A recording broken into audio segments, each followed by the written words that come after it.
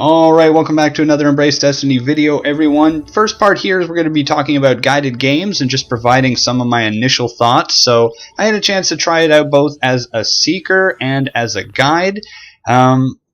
So this is the Destiny 2's kind of internal looking for group for some of the more endgame material. And I just wanted to provide some of my early observations. So the first thing is they have this little oath that they ask you to agree to, and I thought it was a nice little touch. You are joining strangers on the internet, and not everybody has the same rules and the same ideas of what is fun, so it's kind of nice to say, hey, let's be decent people. Sad to say, but it is kind of necessary when you're playing online.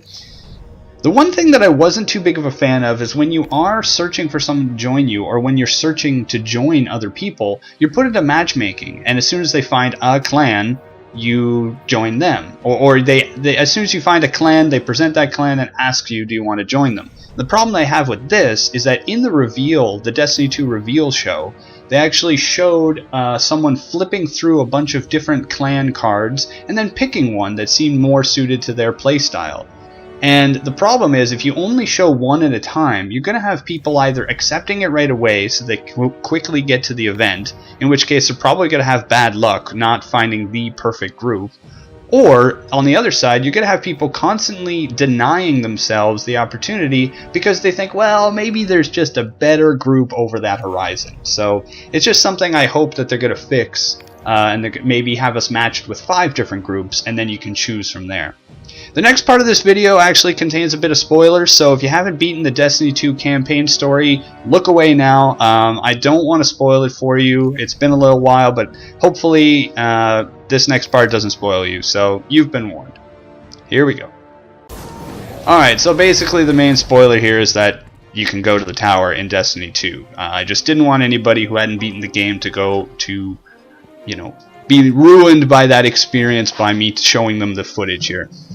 So most of you have probably already beaten the game, and you've already been to the tower, and you might have already seen videos about this, but I made an earlier video about some cool things that you can do on the farm, and it turns out there's some cool things that you can do here in the tower. There's lots of scannable objects that you can tour around, but also there's the ball. There's the ball. Bad English, but these in Destiny 1 there's this like purple ball you can kick around, and it was great fun. And in Destiny 2 there's these.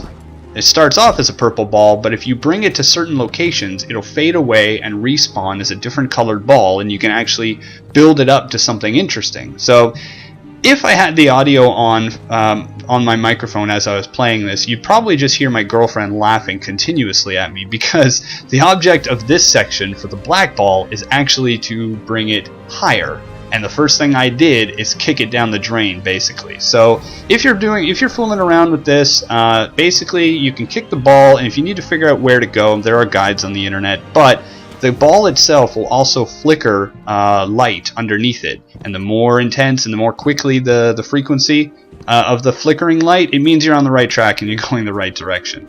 Unfortunately, I was kind of silly, and I wasted a lot of time playing, catch by myself here, trying to get this ball up to the next section. But one good thing to note is that if you ever get stuck, or the ball moves completely down or out of the way or whatever, if you kick the ball simply off the tower so that it floats away into nothing, it will disappear and respawn in this location right here.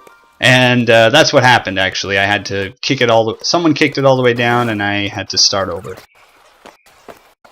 So it's actually a little bit difficult of a challenge, just because you know how sensitive the physics here can be, and also in this case I had somebody else, like this gentleman, maybe lady, I don't know, kicking the ball away from me, having a good time, kicking it off the edge, which is fine. I kicked it off the edge here because it was low and I needed it to go higher, and it's pretty difficult to do that. But yeah, it's a fun little experience. I find myself often, I'm not as crazy about item management as some of my friends are. I only have one character, and if I don't like it, I delete it, basically, or I put it in my vault to use later. So I often find myself running around looking for stuff to do, and the tower is full of that kind of stuff, happy to say. So yeah, you see here the ball disappeared. It was black, now it's blue, and you have to bring it to a different location. Here I am, I actually switched to the point emote so I can point out where it's got to go, but the guy wasn't listening, and he kicked it off the edge, which is fine. It's all great fun. It was a little bit frustrating at the time, but I mean, I'm not getting mad at people for kicking a ball around. Yeah, but you eventually, you bring it here, not there. Also found I had a bit of lag going on, so that's why the footage like keeps cutting out in clarity, so I thought to fast forward it here might be a bit better of an option. But you eventually, carefully, gently, I found out later, and I didn't record it, but if you crouch as you approach the ball, you actually kick it in shorter, more controlled bursts, which is a bit easier to maneuver around the tower. But we're almost getting to the final moment here. Once you kick the blue ball into this area, you are rewarded, hopefully with no lag. And there it is. So, the Traveler appears. Second Traveler.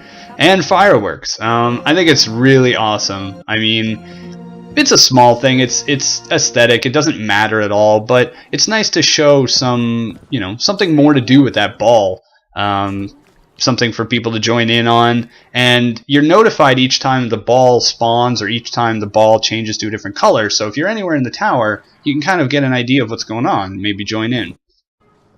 There's another thing that you can do if you're interested. Not going to show the footage here just because it didn't really work out that well, but if you go up to the same platform I was on that I spent so long trying to kick that black ball up, just above it, the platform I was trying to get it up to, there is an item on the ground that says "Don't pick me up." And as soon as you do, you start playing a game of The Floor is Lava. And I'm sure you're familiar with the game. If you're not, well, imagine that the floor is lava and you don't want to touch it. You pick up the item, you look around for the obvious place that you need to go, and once you go there, you're given the same kind of quickness and extreme jumping perk that you can get on the farm. I made an earlier video about that, so feel free to check that out. Anyway, a little bit of tower fun here, a little bit of thought on guided games. Really excited about what Destiny 2 is going to bring. I haven't tried the raid yet, but I'm looking forward to doing that.